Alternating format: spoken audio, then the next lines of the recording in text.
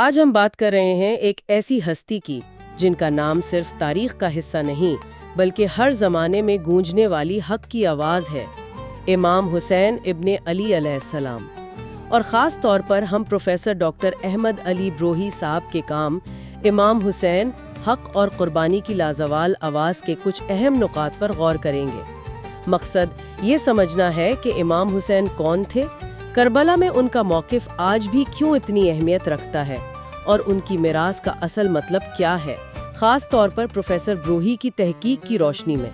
اور ہاں، ہم اس گفتگو میں ماخذ میں بیان کردہ شیعہ نقطہ نظر کو بھی دیکھیں گے جیسا پروفیسر بروہی نے پیش کیا ہے۔ تو آئیے اس گہری گفتگو میں اترتے ہیں۔ یقیناً، اور میرے خیال میں اس گفتگو کا بہترین آغاز نبی اکرم صلی اللہ علیہ وآلہ وسلم کے اس فرمان سے ہو سکتا ہے جو امام حسین علیہ السلام سے ان کے خاص تعلق کو ظاہر کرتا ہے۔ آپ صلی اللہ علیہ وآلہ وسلم نے فرمایا، حسین مجھ سے ہے اور میں حسین سے ہوں۔ اللہ اس سے محبت کرتا ہے جو حسین سے محبت کرتا ہے۔ پروفیسر بروہی بھی اس پر زور دیتے ہیں کہ یہ صرف کوئی خونی رشتہ نہیں تھا، نہیں، یہ ایک روحانی، ایک مقصدی، آپ کہہ لیں کہ نظریاتی تعلق تھا۔ اور یہ تعلق امام حسین علیہ السلام کی پوری زندگی، خاص طور پر ان کی شہادت میں بہت واضح طور پر نظر آتا ہے۔ بالکل، پروفیسر بروہی ان کی ولادت اور ابتدائی زندگی پر بھی روشنی ڈالتے ہیں۔ 3 شعبان 4 ہجری مدینہ میں ولادت ہوئی، اور یہ کہ نبی اکرم صلی اللہ علیہ وآلہ وسلم خبر سنتے ہی تشریف لائے، گود میں لیا، کان میں اذان دی اور نام بھی حسین رکھا، یعنی یہ نام پہلے سے منتخب تھا۔ جی ہاں، اور پروفیسر بروہی اس ماحول کی بات کرتے ہیں جس میں ان کی تربیت ہوئی۔ وہ براہ راست نبی اکرم صلی اللہ علیہ وآلہ وسلم کے زیر سایہ پروان چڑھے۔ یہ وہ گھر تھا جہاں رحمت للعالمین کی شفقت تھی، حیدر کرار کی شجاعت تھی اور سیدۃ النساء العالمین کا صبر تھا۔ تو بروہی صاحب کے مطابق امام حسین نے صرف یہ دیکھا نہیں بلکہ ان تمام صفات کو اپنے اندر جذب کیا۔ انہوں نے بچپن میں ہی والد امام علی کی مشکلات دیکھیں، والدہ بی بی فاطمہ کا صبر دیکھا، اور بروہی کے خیال میں یہی تجربات تھے جنہوں نے ان کے کردار کو بنایا۔ یہیں سے یہ سبق ملا کہ ایمان صرف مان لینا نہیں بلکہ آزمائش اور قربانی کا نام ہے۔ اور ان کے نسب کی پاکیزگی، وہ تو سب سے اعلیٰ نسب تھا، نبوت اور امامت کا گھرانہ۔ پروفیسر بروہی اس بارے میں کیا کہتے ہیں؟ انما یرید اللہ لیذھب عنکم الرجس اہل البیت ویطہرکم تطہیرا، یعنی اللہ چاہتا ہے کہ اے اہل بیت تم سے ہر قسم کی ناپاکی دور کر دے اور تمہیں پاک صاف کر دے۔ تو بروہی کے مطابق یہ صرف تعریف نہیں، یہ اہل بیت کی عصمت اور ان کے الہی منصب کا ایک طرح سے اعلان ہے۔ وہ لکھتے ہیں کہ یہ وہ نورانی سلسلہ ہے جو ہمیشہ ہدایت کا ذریعہ رہا ہے، اور اسی پاکیزہ نسل سے سادات کا سلسلہ چلا، جو آج بھی بقول پروفیسر بروہی اس نبیوی اور الوی نسبت کی زندہ نشانیاں ہیں۔ پھر وہ وقت آتا ہے جب امام حسن کی شہادت ہوتی ہے اور امامت کی ذمہ داری امام حسین پر آتی ہے۔ وہ تیسرے امام کے طور پر رہنما تھے کہ یزید ابن معاویہ تخت پر بیٹھا اور اس نے امام سے بیعت مانگی۔ بروہی اس صورتحال کو کیسے دیکھتے ہیں؟ جی، پروفیسر بروہی اس صورتحال کی سنگینی کو بہت واضح کرتے ہیں۔ دیکھیں، یزید کی شخصیت، اس کا طرز حکومت، وہ اسلامی اصولوں سے بالکل ہٹ کر تھا۔ بروہی لکھتے ہیں کہ وہ کھلے عام گناہ کرتا تھا، اس نے خلافت کو موروثی بادشاہت بنا دیا تھا، بیت المال کو ذاتی خزانہ سمجھتا تھا، ظلم تو تھا ہی۔ تو ایسے میں جب اس نے امام حسین سے بیعت مانگی تو امام کا جواب وہ تاریخ ساز تھا۔ بروہی نے بھی نقل کیا ہے، مثلی لا یبایع مثلہ، مجھ جیسا یزید جیسے کی بیعت نہیں کر سکتا۔ بالکل، اور بروہی کے تجزیے کے مطابق یہ صرف کوئی سیاسی انکار نہیں تھا، نہیں، یہ حق اور باطل کے بیچ ایک لکیر کھینچنا تھا۔ یہ اس اصول کا اعلان تھا کہ امامت کا منصب کسی ظالم، کسی فاسق حکمران کی تصدیق نہیں کر سکتا۔ اس وقت کے جو سماجی اور سیاسی حالات تھے، ان کا بھی تو کردار رہا ہوگا اس فیصلے میں۔ پروفیسر بروہی کیا کہتے ہیں اس پر؟ جی بالکل، پروفیسر بروہی اس دور کی ایک تصویر دکھاتے ہیں جہاں معاشرے پر خوف طاری تھا، لالچ بھی تھا۔ وہ لکھتے ہیں کہ بہت سے علماء، بڑے لوگ या तो यजीदी हुकूमत के डर से खामोश थे या फिर दुनियावी फायदों के लिए उसके साथ थे। दौलत चंद खानदानों में सिमट गई थी, आम आदमी के लिए इंसाफ नहीं था, मुनाफिकत बहुत थी। तो ब्रोही कहते हैं कि ऐसे माहौल में इमाम हुसैन का इनकार सिर्फ ज़ाती फैसला नहीं था, बल्कि ये पूरी उम्मत के ज़मीर को जगाने की कोशिश थी, हक के लिए खड़े होने की दावत थी। और इसी इनकार के बाद वो सफ़र शुरू हुआ, मदीना से मक्का, फिर कूफा की तरफ, जो करबला पर ख़त्म हुआ। प्रोफेसर ब्रोही इस सफ़र का मकसद क्या बताते हैं? देखिए, प्रोफेसर ब्रोही इमाम हुसैन के अपने अल्फाज को ही बुनियाद बनाते हैं। इमाम ने खुद फरमाया था, ब्रोही उसका मफहूम बताते हैं, मैं कोई बड़ाई जताने या तकब्बुर करने या फसाद फैलाने या जुल्म करने नहीं निकला हूँ। मैं तो सिर्फ अपने नाना सल्लल्लाहु अलैहि वसल्लम की उम्मत की इस्लाह के इरादे से निकला हूँ। नेकी का हुक्म देना चाहता हूँ, बुराई से रोकना चाहता हूँ और अपने नाना और अपने बाबा अली इब्न अबी तालिब की सीरत पर चलना चाहता हूँ। तो ब्रोही साहब इस नुक्ते पर जोर देते हैं कि ये कोई इक्तिदार की जंग नहीं थी, नहीं, ये खालिसतन इस्लामी माशरे को उसकी असल बुनियादों पर वापस लाने की एक पुरअमन कोशिश थी। अच्छा, क्या प्रोफेसर ब्रोही मिना के खुतबे या कूफा वालों के नाम खत का भी जिक्र करते हैं इस मकसद को मजीद समझने के लिए? जी हाँ, ख़ास तौर पर मीना वाले खुतबे का जिक्र करते हैं। ये यजीद के खिलाफत से कुछ पहले का है, शायद 58 हिजरी का। इस खुतबे में इमाम हुसैन ने उस वक्त के उलमा और रहनुमाओं को आप कह लें कि झुंझोड़ा था कि वो अपनी जिम्मेदारी क्यों नहीं निभा रहे, जालिम हुक्मरानों के खिलाफ आवाज़ क्यों नहीं उठाते, जो अल्लाह के कानून को बदल रहे हैं, हराम को हलाल, हलाल को हराम बना रहे हैं। ब्रोही के मुताबिक ये खुतबा एक तरह से आने वाले वक्त का मंशूर था। इसी तरह कूफा वालों के नाम खतूत में भी इमाम ने वाज़े किया कि इमाम का काम अल्लाह की किताब पर अमल करना, इंसाफ कायम करना और दीन हक की पैरवी है। तो ब्रोही इन चीज़ों को इमाम हुसैन के मिशन की नज़रियाती बुनियाद करार देते हैं। फिर वो दिन आया, 10 मुहर्रम 61 हिजरी, यौम आशूर, करबला का मैदान, बेहतर जानिसार और सामने हजारों की फौज, पानी बंद, हर तरफ से घेराव। प्रोफेसर ब्रोही उस दिन को कैसे बयान करते हैं? प्रोफेसर ब्रोही आशूरा को सिर्फ एक जंग या एक अलमनाक वाक़या नहीं समझते, वो इसे इमाम हुसैन की शख्सियत और उनके उसूलों का अमली मुजाहरा बल्कि उरूज समझते हैं। वो लिखते हैं कि इस एक दिन में इमाम हुसैन की वो सारी खूबियां खुलकर सामने आईं जो उन्हें वरसे में मिली थी और जिन पर वो सारी जिंदगी कायम रहे। मिसाल के तौर पर उनकी रूहानियत। ब्रोही शबे आशूर का खास जिक्र करते हैं, जब इमाम और उनके साथियों के खैमों से रात भर कुरान की तलावत, जिक्र, इबादत की आवाजें आ रही थीं। मौत सामने थी लेकिन अल्लाह से ताल्लुक कमजोर नहीं हुआ।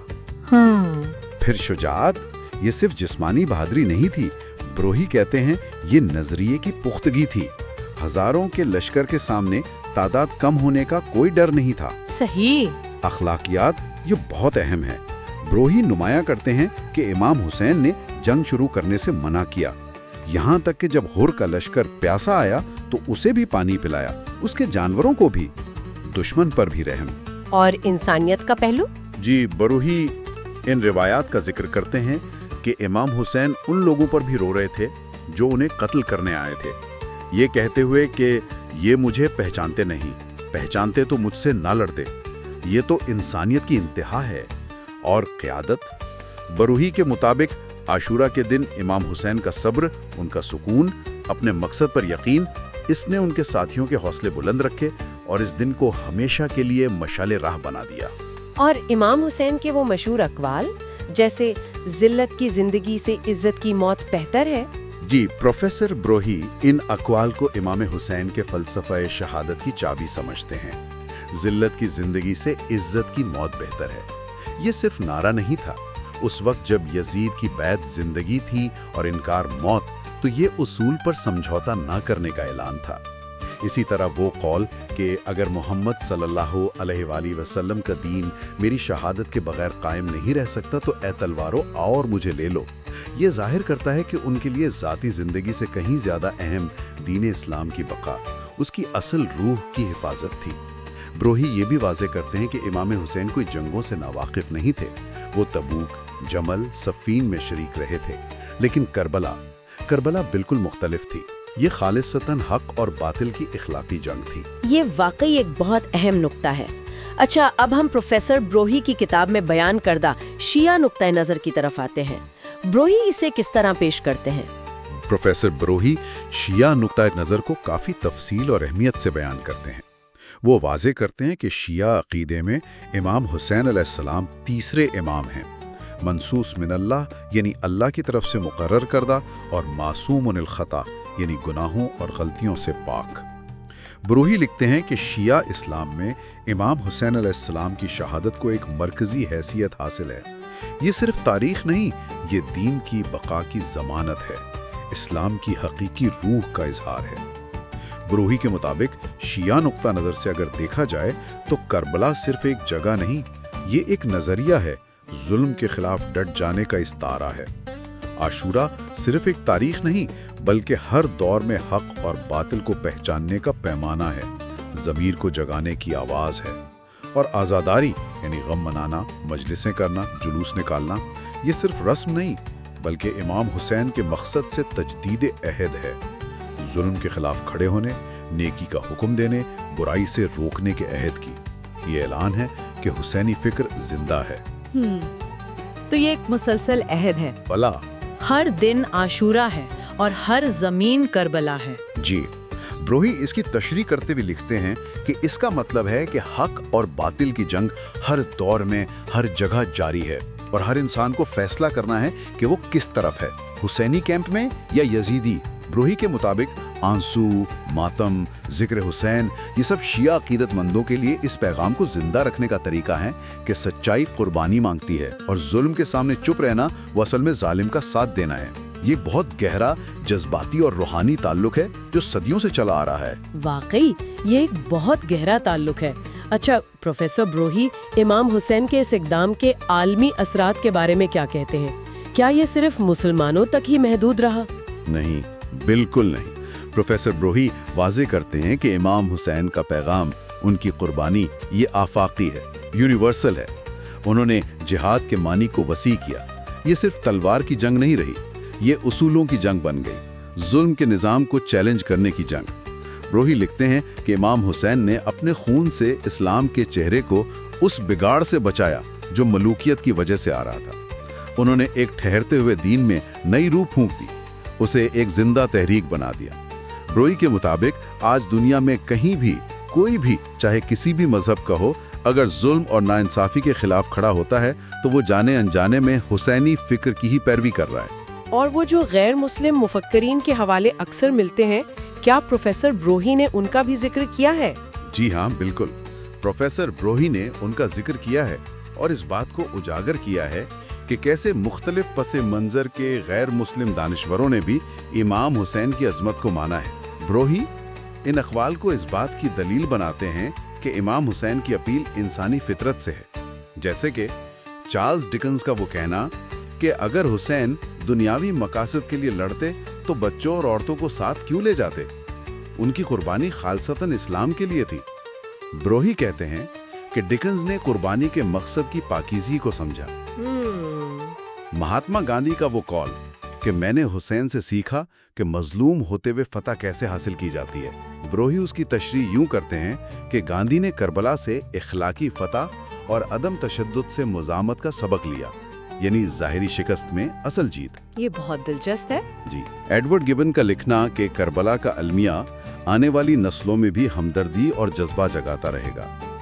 بروہی اسے انسانی ضمیر پر کربلا کے دائمی اثر کی گواہی مانتے ہیں، اور تھامس کارلائل کا انہیں قربانی کی روح کا مجسمہ کہنا۔ بروہی کے نزدیک یہ حسینیت کے جوہر کا اعتراف ہے۔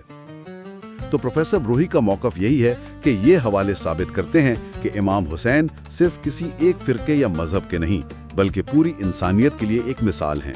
تو اگر ہم پروفیسر بروہی کی تحقیق سے جو اہم باتیں نکلی ہیں ان کا خلاصہ کریں تو وہ کیا ہوں گی؟ جی، پروفیسر بروہی کے تجزیے سے جو بنیادی سبق ملتے ہیں وہ کچھ اس طرح ہیں میرے خیال میں۔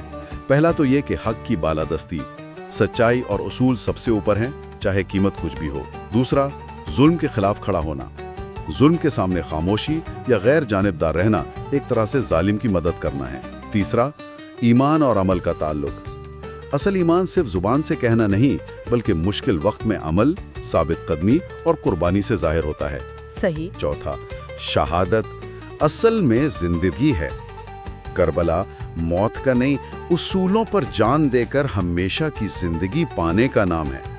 مقصد کی عظمت فرد کی زندگی سے بڑی ہے۔